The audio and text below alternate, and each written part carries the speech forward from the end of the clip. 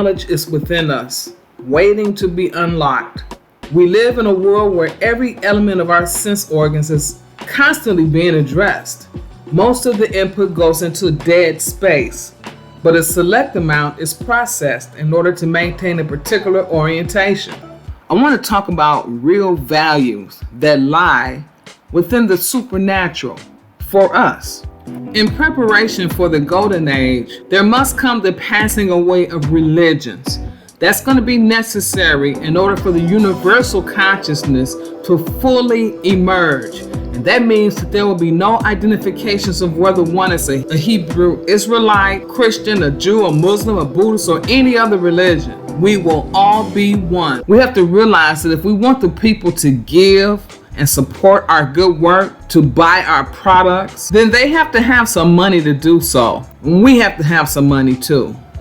So vilifying the systems that operate mediums of exchange in this crooked corporation isn't going to make us look more righteous when we can ask the Almighty, the Absolute, for guidance concerning our dealings as we maneuver through this hologram, especially when we trust and accept that the Most High can take what little we have and give it true value from and in the supernatural. So we're not of the world. Of the world means that we're engaging in redlining and stealing and shylocking and all of the things that the bankers and the so-called creditors do. Yet we must have balance when it comes to how we think, manage, make, and use money. As long as we're not operating with the love of money and we're not putting our trust in money to save us from anything, then we're good. The resurrection is defined as the awakening of consciousness, according to the knowledge book. Never have we seen so many people becoming conscious at a significant rate compared to just a decade ago. The increase of perception as a necessity for the age will increase and further the universal communications. We're talking about the communication power of gold, which is a higher frequency for our bodies, our food, our air, our sustenance, not in the dense material way in which we experience gold in the third dimension. And we know that there is a great push for people by the economic community to invest in gold. As above, so below. Now, how many of us struggle with the promise that God gives us and we don't see with our physical eyes how that's going to come about?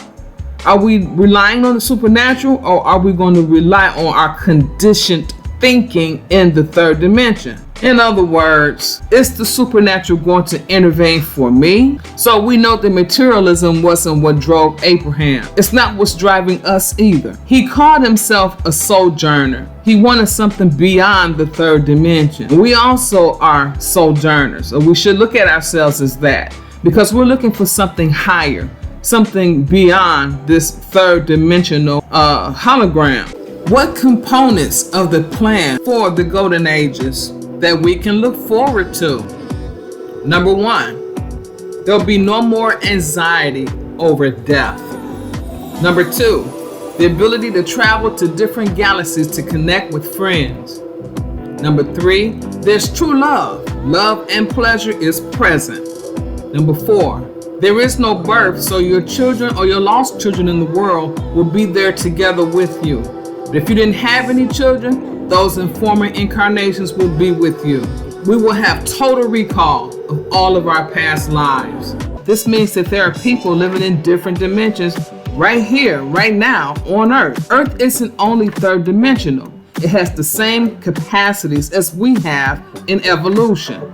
People say that we should vote because where else are we going to live if we lose this country to the wickedly wise? I say, what kind of thought are we constructing for our tomorrow?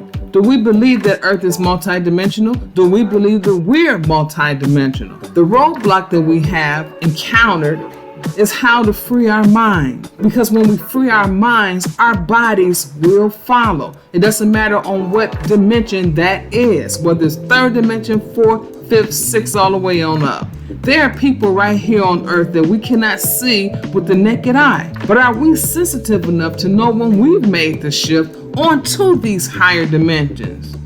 I ask because some of us are so quick to debunk and deny and disbelieve if we struggle with expansion concepts. Yet, time, being a factor of synchronicity, creates the space for it to unfold in. Therefore, if we want to live in a city that isn't overran with undesirable laws, unrighteous people, unhealthy food and water, we can input a thought into the computer of our brain. Then we can experience our heaven on earth. And we know that we can get it from the supernatural, where the value will last for eternity.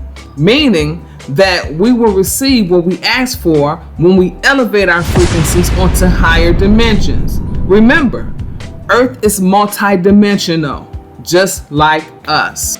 In addition, stay away from information overload. It's time for us to put in the work now, what we do know, what we have learned. Begin to implement it in your daily lifestyle. The supernatural will do the rest.